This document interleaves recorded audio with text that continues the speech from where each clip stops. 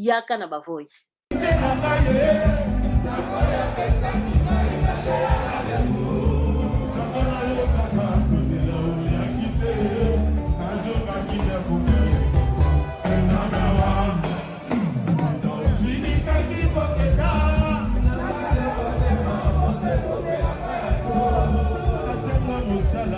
Hello la famille, j'espère que vous allez bien. Bisoto la muki déjà tongo etani awa na États-Unis na Washington. Ndenge masolo kendaka donc kala mingi te tokokota live tobeta masolo. Bon, toutefois, bomoni concert ndenge concert ya musique ezalaka. Balobaka tozali na musique meza monde ya divertissement, c'est-à-dire mutalongwe na palais aye concert ko se divertir, aye ko se pela ko enjayer ko lekisa tamalamu na artiste ou bien aye ko lekisa tamalamu na baninga ou bien ko zwa moi sentiment.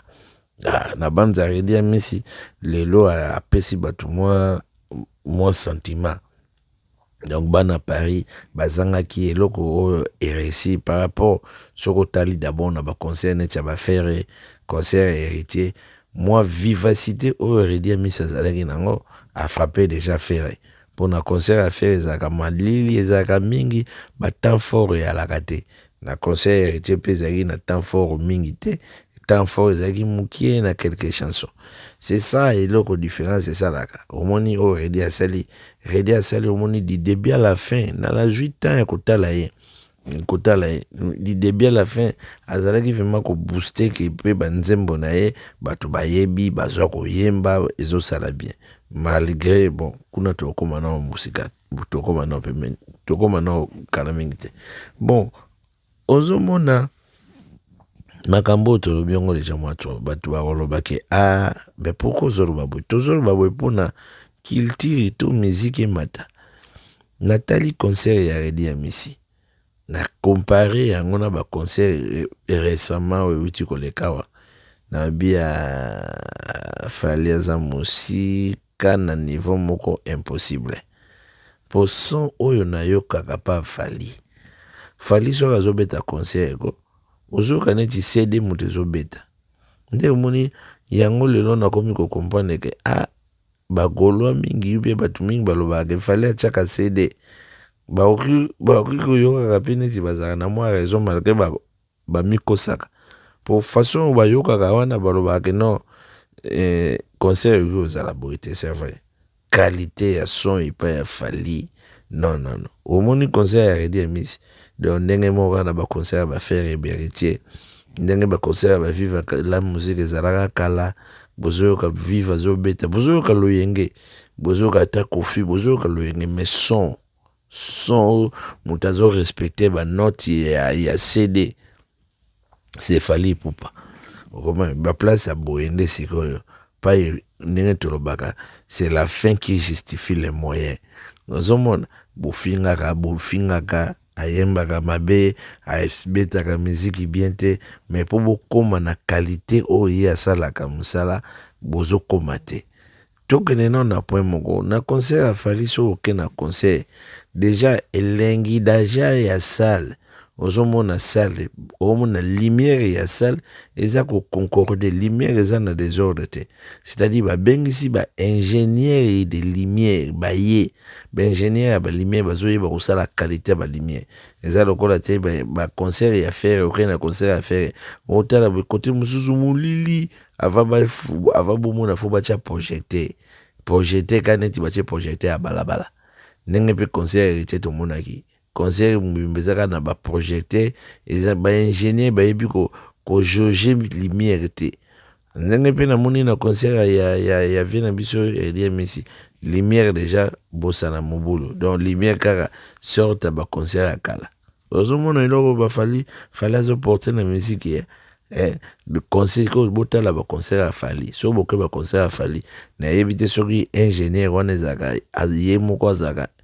amemaka ba ingénieur na ya lumière so pe basaka ndenge na éviter mais la plupart ba concert ya fali so que na concert yo moko sentir vraiment que non donc lumière eza respecté ozomona lumière nzembo nyonso so ozomona changement bon côté on a déjà carré vous comprendre nazoninga nalobaka ke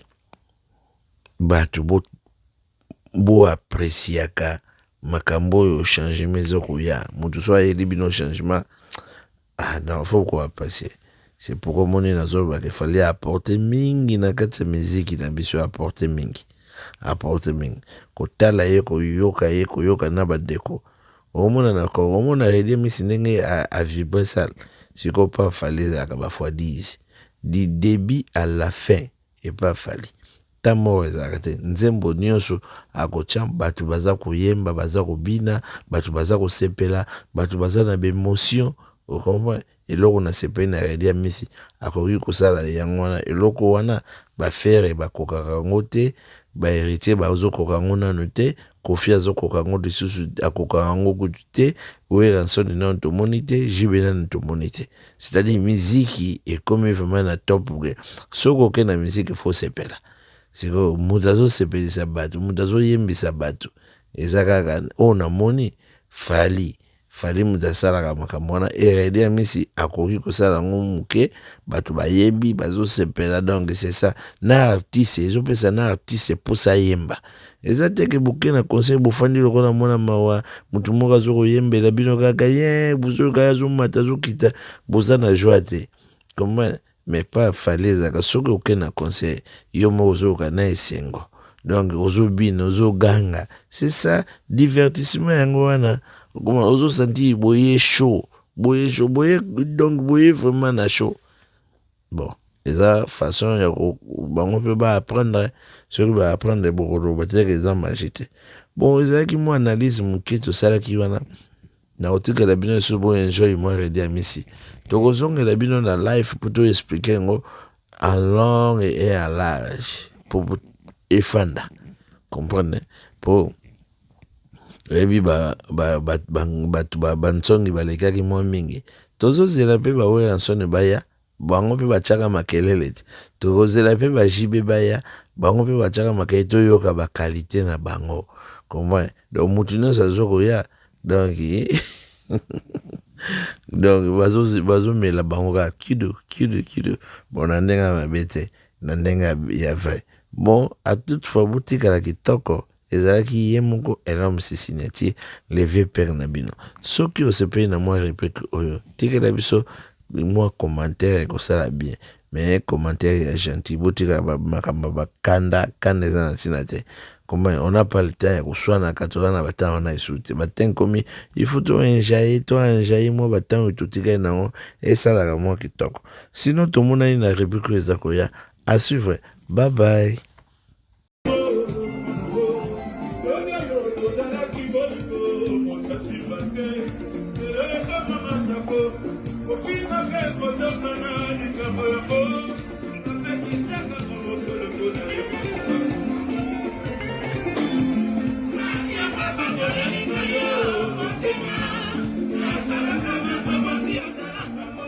Ozoyoka chorale na nsima bango oyoka désordre chorale cohésion eza te moto azokoyemba wana cohésion eza te donc na kati ya chorale na biloko wana mike ifo bato baparedia binsi babomisa yango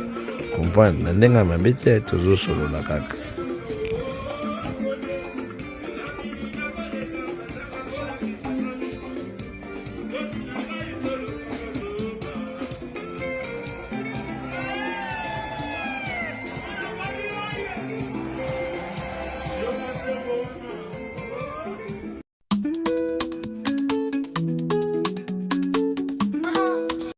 Yaka na ba voice